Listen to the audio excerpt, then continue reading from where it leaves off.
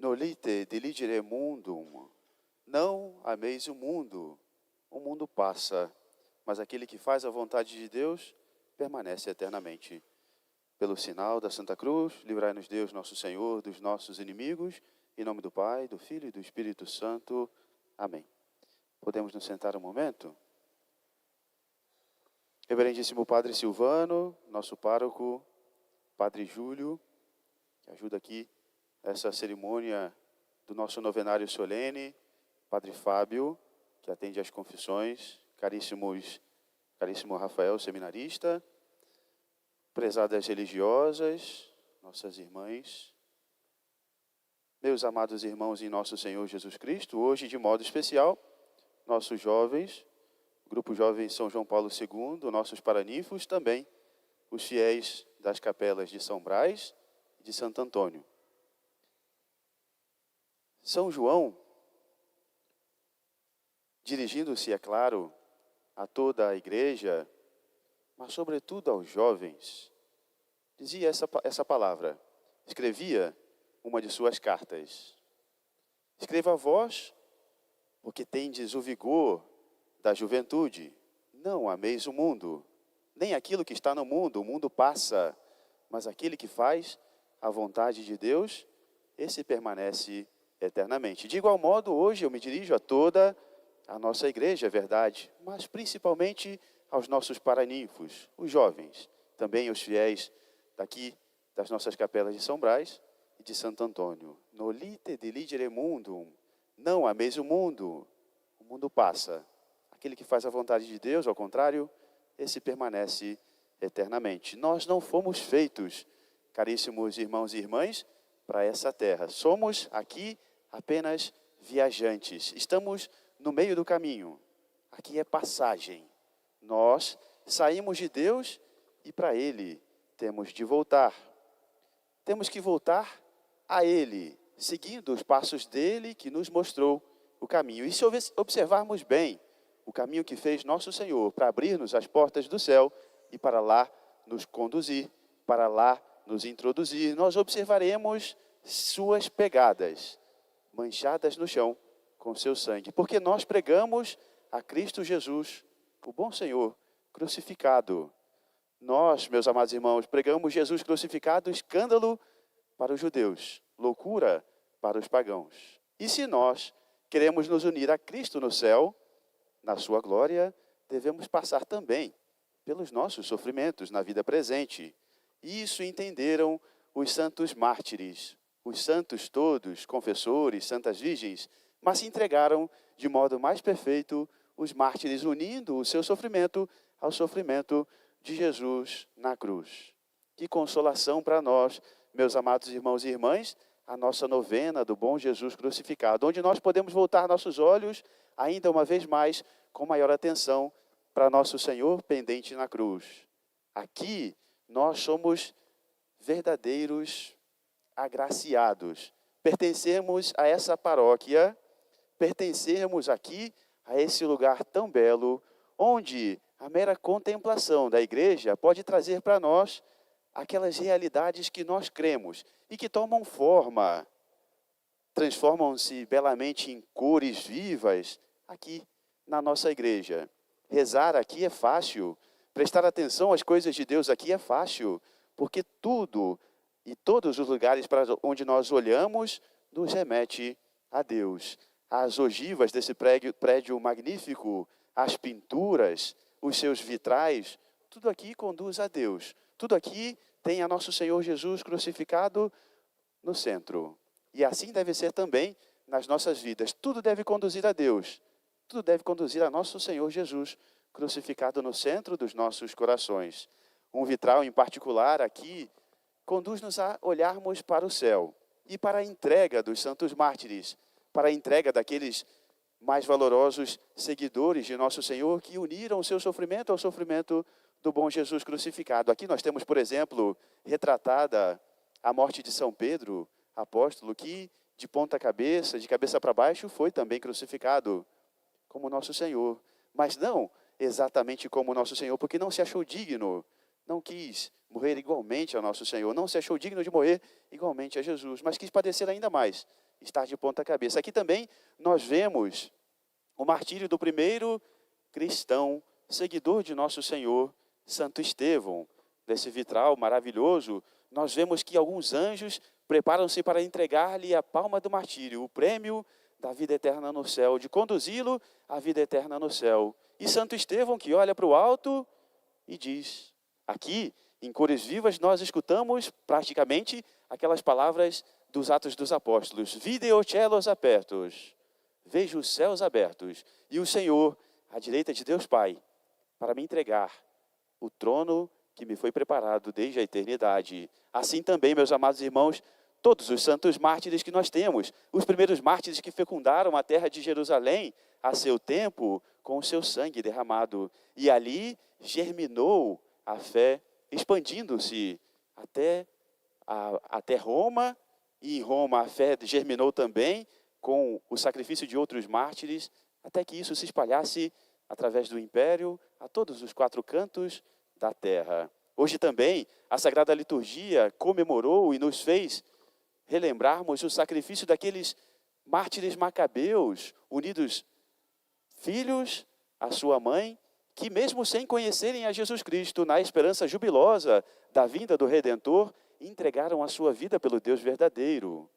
Ali nós víamos, e nessa história que nós já conhecemos, nós nos lembramos do sacrifício de 7 irmãos que caminham todos eles, um após outro, entregando a vida pelo Deus verdadeiro, na esperança jubilosa, sem nem mesmo conhecerem a Jesus, na esperança jubilosa da salvação eterna que seria operada pelo nosso Senhor, pelo bom Jesus crucificado. E cada um deles animados pela sua mãe, figura da Santíssima Virgem Maria no Antigo Testamento, escutavam dela, vez após outra, petonate, ut aspicias ad caelum, ecoando as palavras que nós falamos de São João, peço-vos, suplico-vos, meus filhos, que olheis para o céu. Assim também, um após outro, iam morrendo os mártires macabeus, mártires que nós hoje comemoramos através da liturgia.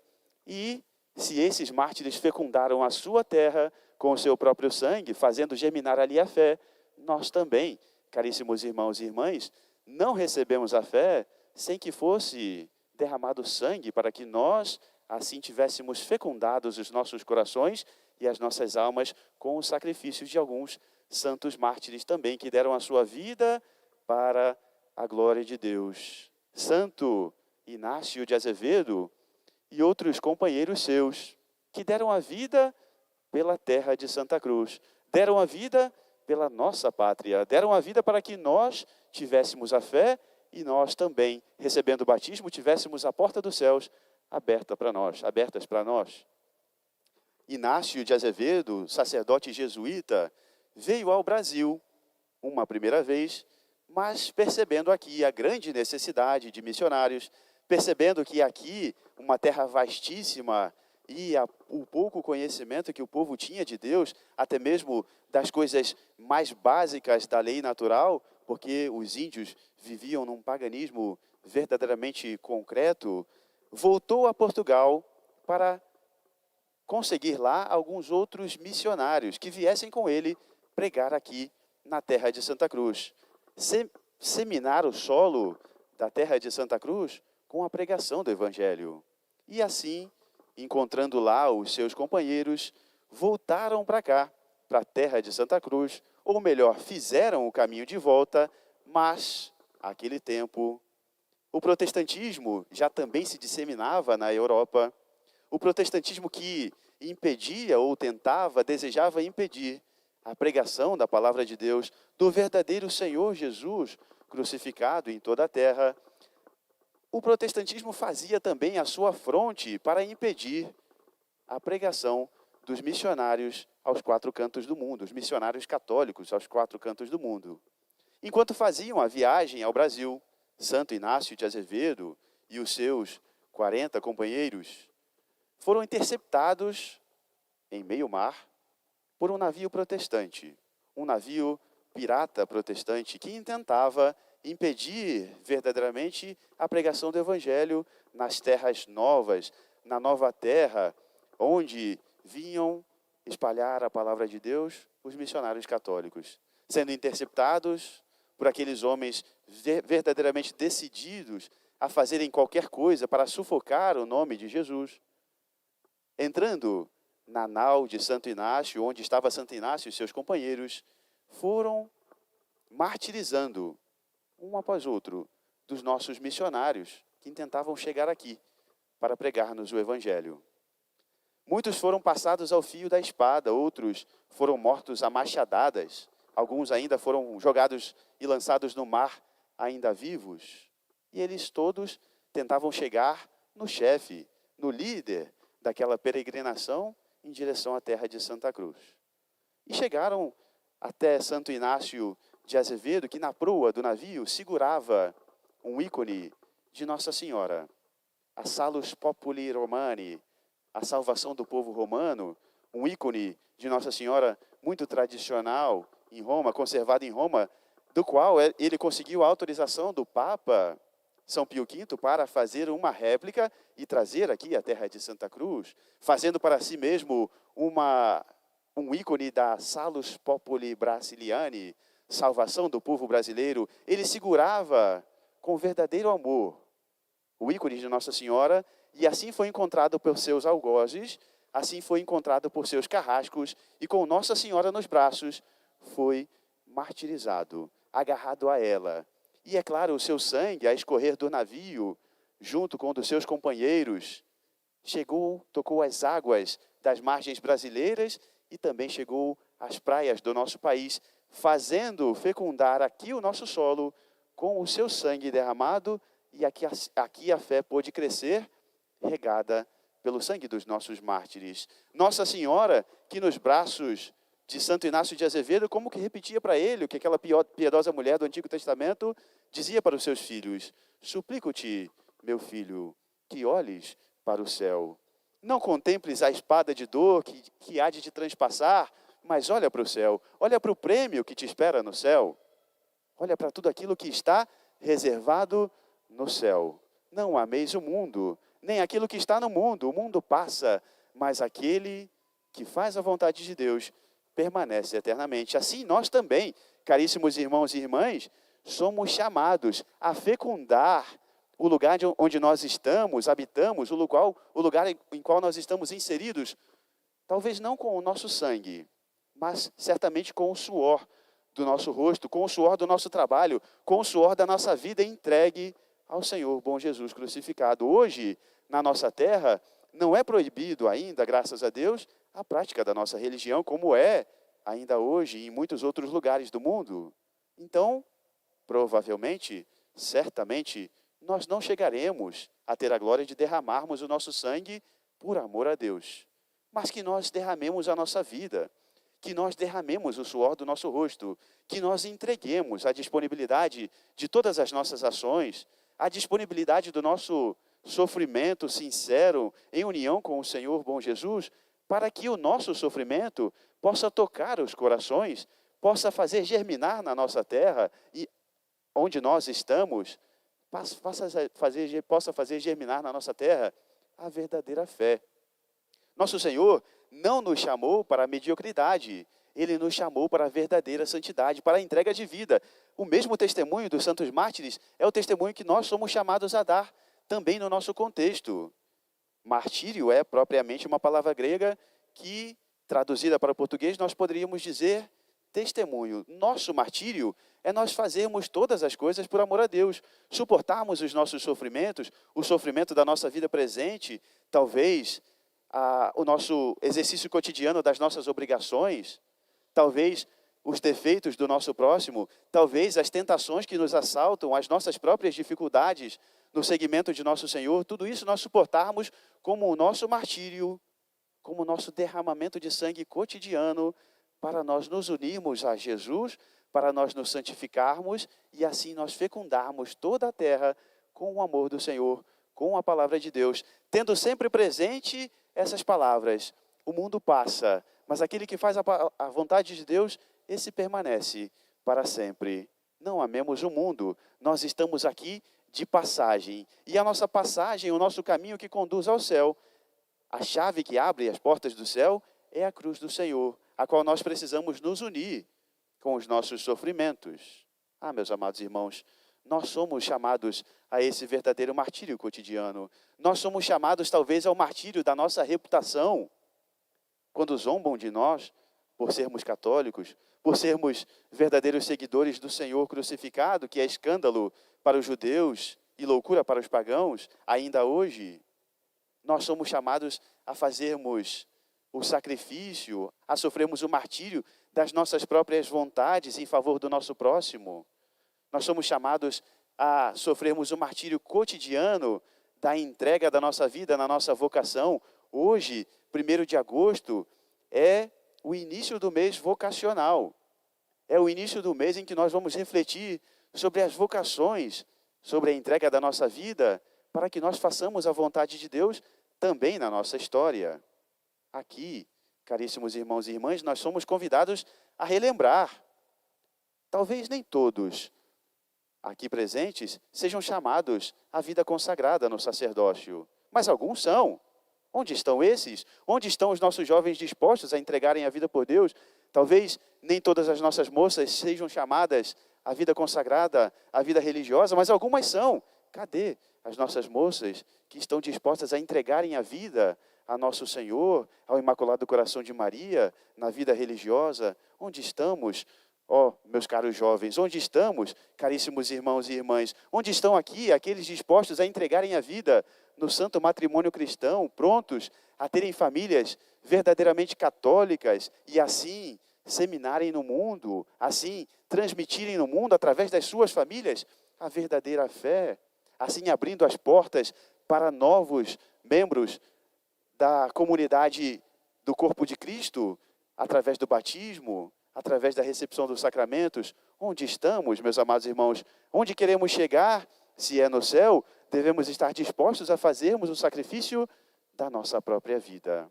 Assim é, caríssimos irmãos e irmãs, que nós podemos nos lembrar também de um outro santo da igreja, talvez esse muito mais próximo de nós, ainda não canonizado, é verdade, mas, certa vez, um bispo católico que, preso na sua terra, no Vietnã, por causa do nome de Cristo, perseguido ali, uma vez libertado, ele ainda que era sacerdote no tempo da sua prisão, e uma vez libertado, ele pregou um retiro para o Santo Padre o Papa São João Paulo II e também para a Cúria Romana. A uma de suas pregações, ele deu o nome de Os Defeitos de Jesus. Jesus, será que pode ter defeitos? O próprio Filho de Deus? É verdade, não pode. Mas, retoricamente, ele queria apontar os defeitos aos olhos humanos de nosso Senhor. E o principal defeito de Jesus é que ele era um péssimo propagandista. Nosso Senhor não sabia fazer propaganda. A sua bandeira era a cruz. A sua pregação conduzia à cruz, conduzia ao sacrifício. Nosso Senhor era um péssimo publicitário, nós diríamos. Não sabia fazer propaganda. A palavra de Jesus, que queria arrebanhar os povos, que queria fundar uma igreja para conduzir todos à salvação, convidava-nos ao sacrifício. Não sabia fazer propaganda. Nosso Senhor, meus amados irmãos, chegou a dizer várias vezes que não é digno de ser seu discípulo aquele que não está disposto a tomar a sua cruz. Não pode ser seu discípulo aquele que não está preparado, não está pronto para amá-lo mais do que a seu pai, a sua mãe, o seu esposo, a sua esposa, ou qualquer dos seus irmãos, que não está disposto a amá-lo mais do que a própria vida. Esse não merece ser seu discípulo, esse não pode ser seu discípulo. Assim, meus amados irmãos, nosso Senhor nos pede uma fidelidade maior aos maiores amores desse mundo, amores genuínos, é verdade. Está dizendo nosso Senhor que nós não podemos amar os nossos pais ou o nosso próximo? Imaginem só, é claro que não, mas nós temos que ter um amor a Ele acima de todas as coisas. Imaginemos por um momento um jovem ou uma jovem que ame a nosso Senhor, que queira fazer a vontade de Deus, mas está apegado à sua família. Eu gosto tanto dos meus pais, não posso seguir a vida religiosa, não posso ser sacerdote, vou sentir tanta falta da minha casa, das minhas coisas, dos meus amigos. Não pode ser seu discípulo quem não está pronto a amá-lo acima de todas as coisas. Não está pronto a amá-lo acima do próprio amor à sua vida, desse instinto de conservação tão forte em nós. Por isso, meus amados irmãos, nós podemos imaginar, nosso Senhor não sabe fazer propaganda, mas Ele oferece-nos essa vida eterna no céu, essa a qual nós somos convidados por Maria Santíssima a olharmos, contemplarmos e não nos importarmos com o nosso próprio sacrifício. Essa que viu Santo Estevão, video celos apertos, eu vejo os céus abertos e o Senhor pronto a me dar o prêmio das minhas boas ações. Essa mesma vida, a qual com o seu sacrifício foram gozar no céu Santo Inácio de Azevedo e seus companheiros. Santo Inácio morreu abraçado ao ícone de Nossa Senhora. Mas um de seus companheiros, que não estava ainda destinado à morte, vendo a possibilidade do martírio escapar das suas mãos, porque ele não era religioso, não estava identificado como um religioso, não portava a sua batina, não tinha ali ainda recebido o hábito eclesiástico. João Sanches era o seu nome. Vendo escapar das suas mãos a possibilidade do martírio, a glória do martírio, a possibilidade de se unir a Jesus na cruz, ele imediatamente, vendo um companheiro seu morto no chão, tomou dele a batina, vestiu e foi entregar-se à morte, disposto a morrer por Jesus, disposto a dar a vida pelas terras brasileiras, sem sequer ter aqui ainda pisado. Assim, meus amados irmãos, nós devemos também fazer o sacrifício das nossas próprias vidas. Nós estamos destinados às alturas. Nós somos chamados à glória eterna no céu. Nós, meus amados irmãos, é muito justo que nós escutemos aquelas palavras de Santa Teresa d'Ávila. É muito justo que muito custe aquilo que muito vale. É muito justo que a salvação de nossas almas custe tanto, porque aquilo muito vale. A vida eterna no céu, a felicidade eterna no céu. Nós poderíamos dizer, caríssimos irmãos e irmãs, se aqui não temos a nossa morada permanente, que nós somos como águias chocadas entre as galinhas. Conhecemos, será, essa história? Águias chocadas entre as galinhas. Santa Teresinha gostava de fazer uma analogia, usando-se da figura dos pássaros, Santa Teresinha, ela, como boa observadora que era, verdadeira doutora da igreja, ela se admirava do voo majestoso das águias. E ela dizia, as águias voam ao alto. Observando, ela podia dizer que as águias voam ao alto. E ao voarem alto, se aproximam mais do que nós, é verdade, do sol. Até mesmo elas podem olhar para o sol, isso diz a própria ciência, elas podem olhar para o sol sem que os seus olhos se firam, como os nossos olhos, como os olhos de outros animais também. E Santa Teresinha dizia que ela não podia ser como os grandes santos, que são como grandes águias, como majestosas águias. Ela era, no máximo, um passarinho. Nós poderíamos dizer um pardalzinho. Mas, da águia, ela tinha o coração, a aspiração de voar alto, aquela aspiração de fitar o sol, de olhar para o sol, de olhar para longe, de olhar para o céu. Assim também somos nós, caríssimos irmãos e irmãs. Nós devemos ter no nosso coração o desejo de estar nas alturas, de contemplarmos a face de Deus, sol da verdadeira justiça, pronto a iluminar as nossas vidas com a sua graça. E assim é que nós podemos dizer, se aqui somos estrangeiros, somos como águias chocadas entre as galinhas. Conta uma historinha piedosa que certa vez um caçador de águias encontrou um ninho daquelas majestosas aves. E dali tirou um dos seus ovos e colocou no seu galinheiro para uma de suas galinhas chocarem. Muito diferente das águias, as galinhas não têm uma visão assim poderosa. As águias, algumas delas conseguem enxergar até mesmo as suas presas a 60 quilômetros de distância. As galinhas não. São tão pobres de visão que elas precisam tatear o solo, ciscar, para poder encontrar ali um alimento. E assim é que se colocam um ovo qualquer no seu ninho, as galinhas até mesmo chocam qualquer coisa, ovo de pato, qualquer ovo que colocam ali, elas se põem a chocar.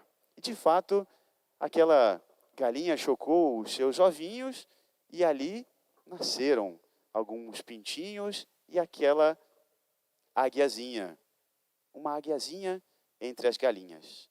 E ela começou a se portar como uma galinha, como um pintinho qualquer, porque ela via o proceder dos outros pintinhos. Ela andava, não é? E voava aquele voo raso, baixo, até mesmo feio das galinhas. Ela que era destinada a algo tão alto. Mas certa vez, passou ali sobrevoando o galinheiro uma grande, majestosa águia. E ela, na sua aspiração, naquele instinto que ela tinha dentro de si, das alturas, ela disse para os seus irmãozinhos pintinhos: ah, que maravilha, como eu queria voar tão alto como aquela bela ave. E um irmãozinho seu, pessimista de plantão, disse para ela: não seja boba, nós somos galinhas, nós somos destinados a ficarmos aqui embaixo. E aquela águiazinha morreu, viveu e morreu como se fosse de fato uma galinha, na baixeza da sua própria condição. Aqui, meus amados irmãos, nós somos águias chocadas entre as galinhas. Nós estamos destinados às alturas. Muitas vezes nós escutamos também dos pessimistas de plantão: mas você vai entregar a sua juventude dessa maneira? Você vai perder a sua juventude dessa maneira? Não vai aproveitar da vida? A vida é tão curta. Vai viver como um beato? Nós não somos chamados à mediocridade, meus amados irmãos. Nós não somos chamados a sermos cristãos medíocres. Não somos chamados a sermos católicos medíocres. Nós somos chamados a ser santos, a fazermos tudo o que pudermos por amor a Jesus, para a honra e glória de Deus. Nós somos chamados ao derramamento de sangue. Nós somos chamados ao testemunho, ao martírio, ao testemunho de santidade. E se for preciso que nós sejamos diferentes dos outros, ou sejamos, porque não somos desse mundo. Aqui nós estamos meramente de passagem. Nós poderíamos fazer uma outra analogia. Imaginemos que nós estamos empreendendo uma viagem ao Santuário Nacional de Aparecida, a Casa de Maria Santíssima, o Santuário de Maria Santíssima no Brasil. E nós, no meio do caminho, somos obrigados, é claro, o caminho que é um pouco distante, somos obrigados a fazermos algumas paradas. Na estrada, nós que já fomos lá, sabemos. Existem algumas paradas que são muito bonitas. Nós paramos ali, usamos banheiros limpinhos, nós fazemos lanches maravilhosos, naqueles majestosos lugares. Alguns deles até nos convidam a estarmos ali verdadeiramente como que num oásis. Imaginemos que nós desistíssemos de empreender, de continuar empreendendo a viagem e disséssemos assim: está tão bom aqui, vou ficar por aqui mesmo. Não! Nós saímos de casa não para irmos para uma parada no beira da estrada, nós saímos de casa para chegarmos ao santuário do céu. Nós somos chamados às alturas. Aqui então, caríssimos irmãos e irmãs, sejamos convidados por nosso Senhor Jesus crucificado às alturas. Suplico-vos, meus filhos, que olheis para o céu.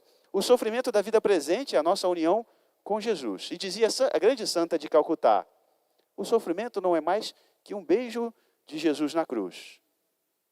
Nós nos unimos tão intimamente a Ele no alto do Calvário que Ele pode como que inclinar-se para nos beijar. Mas à medida que o faz, a coroa de espinhos que traz na cabeça fere-nos também a nós, o nosso rosto, e causa verdadeiras cicatrizes. O ferimento nos une a Jesus, mas nós somos destinados à glória eterna no céu. Nolite diligere mundum, não ameis o mundo, nem as coisas que estão no mundo. O mundo passa, mas aquele que faz a vontade de Deus, esse permanece eternamente. Louvado seja nosso Senhor Jesus Cristo. Em nome do Pai, do Filho e do Espírito Santo. Amém.